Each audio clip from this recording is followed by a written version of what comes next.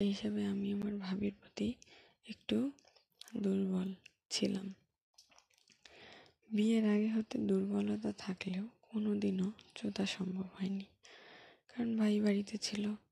আমার ভাই বিয়ের পরে মালয়েশিয়া চলে গেলেও বউয়ের কারণে সেটাও সম্ভব হয়ে উঠছে না। বাড়িতে আসলে আমার ঘরে টিভি থাকা সত্ত্বেও আমি টিভি দেখার জন্য ভাবির ঘরে যেতাম। টিভি দেখার চেয়ে ভাবির বড় বড় দুধ দেখা আমার আসল উদ্দেশ্য ছিল।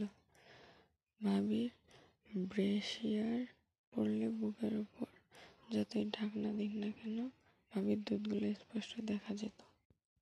আমি যে দুধ দেখা ব্রত নিয়ে ভাবির রুমে যেতাম সে কথা ভাবিও বুঝতে পারত।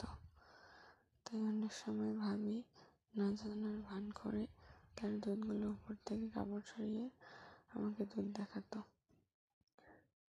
গল্পের দ্বিতীয় অংশ দেখতে আমাদের পরের ভিডিও ফলো করুন।